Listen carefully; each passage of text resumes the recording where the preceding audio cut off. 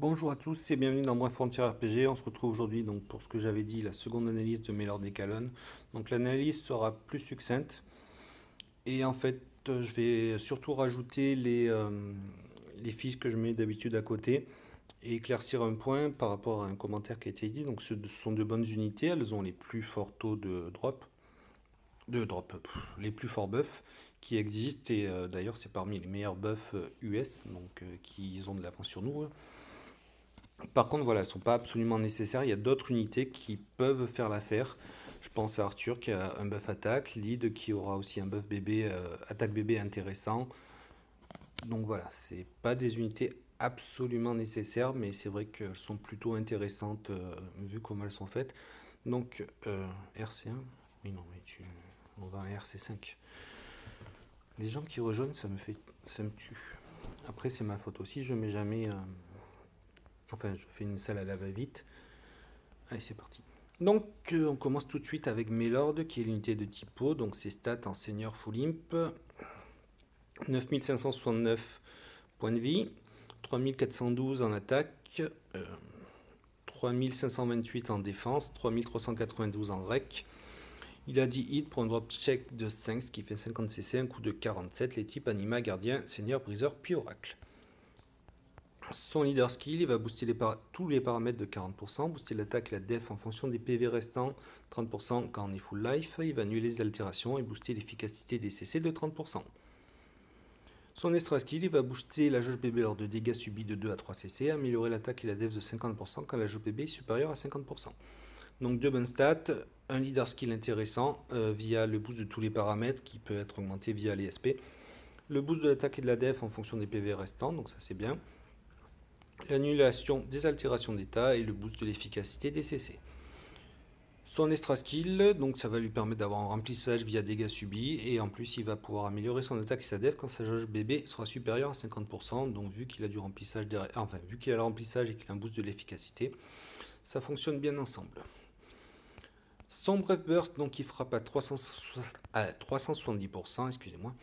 Il coûte 25 cc, il en génère 15 d'IDO sur tous les ennemis, boost de la jauge BB de 8 cc, booste la défense en fonction de l'attaque à hauteur de 70% pendant 3 tours, améliore le taux de remplissage de la jauge overdrive de 20% pendant 3 tours, et les dégâts subis vont augmenter la jauge BB de 4 à 7 cc, et ça doit être pendant 3 tours. Donc un bon bref burst, du remplissage, une petite conversion de def en fonction de l'attaque, et ben voilà, donc c'est plutôt pas mal.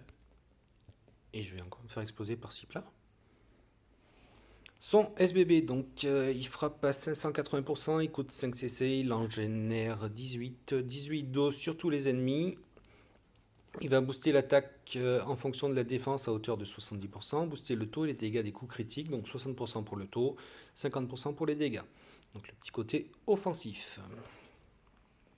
Son UBB, il frappe à 1500%, il coûte 30 cc, il en génère 23. 23 IDO sur tous les ennemis, il va réduire l'attaque et la def adverse de 80% pendant 3 tours, il va booster l'attaque et la def et les sparks de 300% pendant 3 tours, et les dégâts subis vont restaurer les points de vie pendant 3 tours.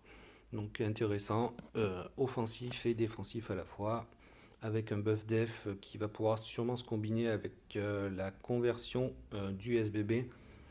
Ça peut donner quelque chose de très intéressant. Donc voilà.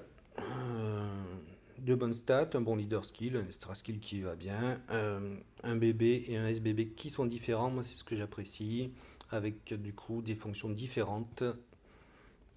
Donc il a tout pour lui. Honnêtement, je pense que des deux, c'est l'unité la plus intéressante.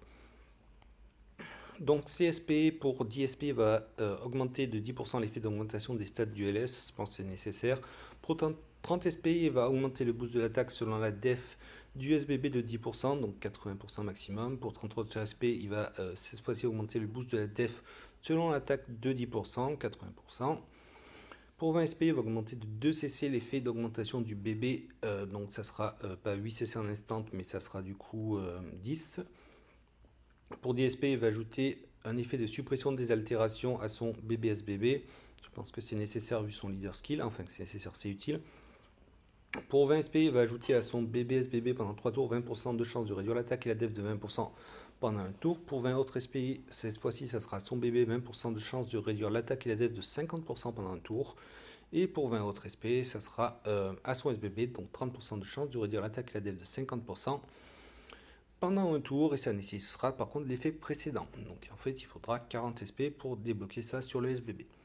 Pour 30 SP, c'est là où est-ce qu'on attaque les choses intéressantes. Il va pouvoir ajouter un boost de l'attaque de 160% pendant 3 tours à son bébé SBB. Et pour 30 autres SP, ça sera un boost de la def de 160% pendant 3 tours à son bébé SBB. Je pense que les 30 SP pour le boost de la def, et en plus par derrière la conversion, c'est ce que j'ai essayé de faire avec Lancelot.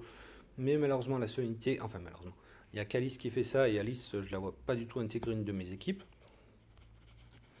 Mais là, c'est bien, c'est sur la même unité, c'est intéressant. Donc Mélord est l'unité la plus intéressante du batch. Calonne est bien aussi, mais à moindre mesure. Donc Calonne, c'est l'unité de type ténèbres, qui possède donc les fortos en attaque et en attaque bébé. Et mes mifous ne sont pas remplis. Donc ces statistiques, Seigneur Foulim, 9376 points de vie, 4167 d'attaque, 2975 de def, 3034 de rec, 10 hits pour un drop check de 5, ce qui fait 50 cc, un coup de 47, les types anima, briseur, seigneur, gardien et oracle, parce qu'il n'y a pas beaucoup de def, comme un certain Mifune qui est à l'écran. Donc des stats orientées attaque, donc c'est une unité de toute façon qui a des buffs attaque qui sert à l'attaque, et ouais, faut vraiment que je prenne la suppression d'altération, parce que là je me fais ouvrir en deux. Son leader skill, donc il va booster l'attaque et les PV de 50%, les attaques bébé de 250%, 5% de chance de faire des étincelles critiques et boost de la jauge bébé de 7 cc quand les dégâts excèdent 10 000 points de vie. Moins intéressant que Mélord. Et donc ça sera un leader skill que personnellement j'utiliserai pas. Au début encore ça passe, mais les 5% de chance de faire des étincelles critiques c'est trop faible, et le boost quand les dégâts excèdent, on a mieux je crois. Son extra skill, donc il est par contre il lui convient bien, hein, boost de l'attaque de 80% quand les points de vie sont pleins, et boost de l'attaque bébé de 150% quand les points de vie sont supérieurs à 50%.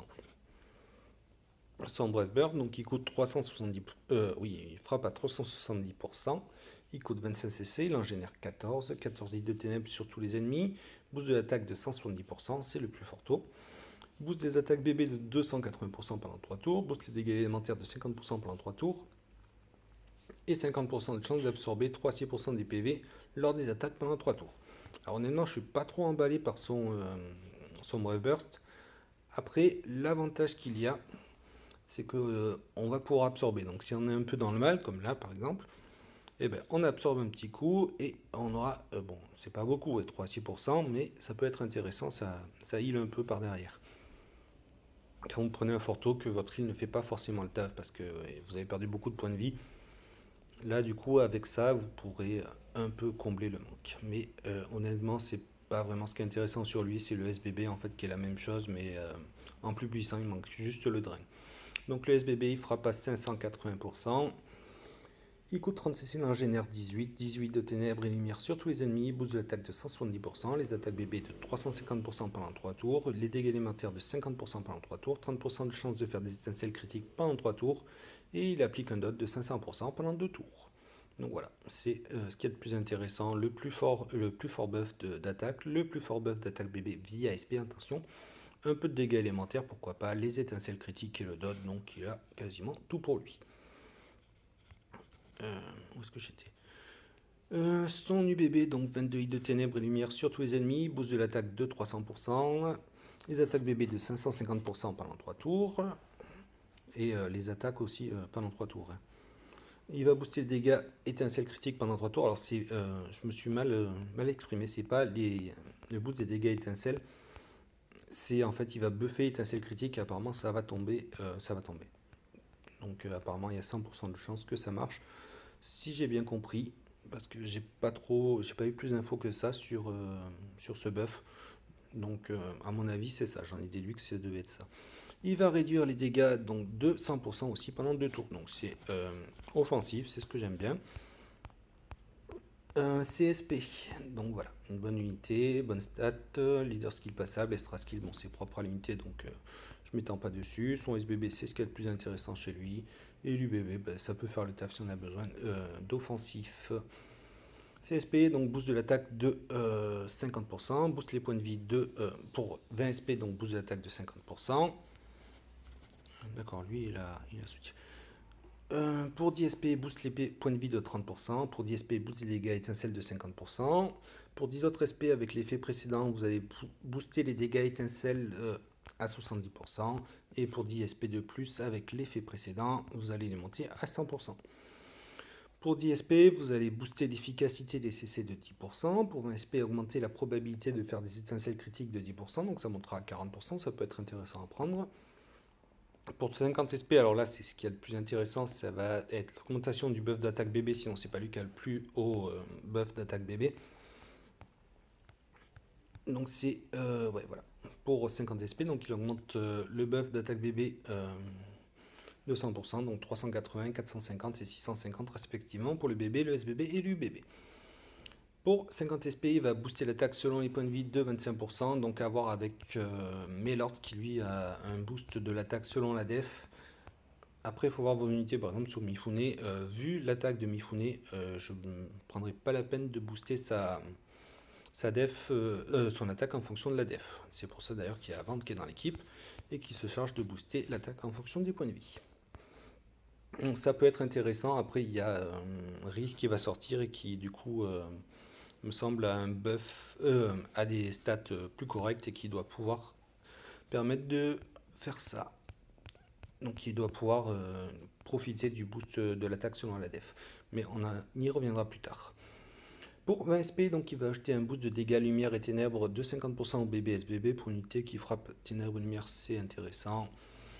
Pour 30 SP, il va augmenter les dégâts alimentaires du bébé SBB de 50%. Donc ça montera à 100%. Donc voilà, si j'ai oublié quelque chose, donc il y a les infos qui seront à droite, comme chaque analyse. Donc c'est la sortie de ces unités, je m'y attendais vraiment pas du tout. Ça a été une surprise. Ils nous ont sorti ça un lundi, j'ai pas vu d'annonce à ce sujet-là. Apparemment, le 27, ils vont nous sortir donc la suite, donc Shura et Ishui. Qui sont donc les deux autres unités de ce batch. Donc je sais pas pourquoi ils accélèrent le rythme comme ça. On attend toujours des nouvelles de comment elle s'appelle, de Guenièvre. Donc j'ai vu qu'on avait eu les résultats, on avait eu enfin les récompenses du concours de Guenièvre. Donc j'espère que l'unité sortira bientôt. Après à voir ce que ça donne. Sinon j'ai eu quelques soucis sur cette quête. Parce qu'en fait, Arkham est nécessaire. Enfin, il faut battre Arkham pour avoir le cœur de calamité. Le problème, c'est que quand j'ai fait la mission 9, donc Arkham n'était. Enfin, il s'enfuyait et je le retrouvais jamais. Il était marqué vaincu. Et je restais dans la quête. Donc là, apparemment, je sais pas s'ils ont fixé le bug. Ah, peut-être ça bugué aussi. S'ils ont fixé le bug ou si du coup, c'est que j'ai fait la quête différemment, mais ça me faisait le même coup. Donc pourquoi je parle d'Arkham? Parce qu'en fait Arkham est nécessaire pour avoir le cœur de calamité. Je vais voir si je l'ai obtenu d'ailleurs. Pour crafter Caliburn, parce que mon équipe, je suis en cours d'optimisation, donc il me manque... Et je ne l'ai pas eu. Il me manque donc du coup le cœur de calamité qui tombe qui a 10% de chance de tomber donc lors d'une mission où il y a Arkham. Et ben c'est tout pour cette vidéo. Donc très prochainement une vidéo sur Caliburn, sur le SP Build et sur les teams critiques. Donc c'est à peu près la team que vous voyez, mais j'expliquerai plus en détail comment on fait une team critique. Donc sur ce, je vous dis à très bientôt et ciao ciao.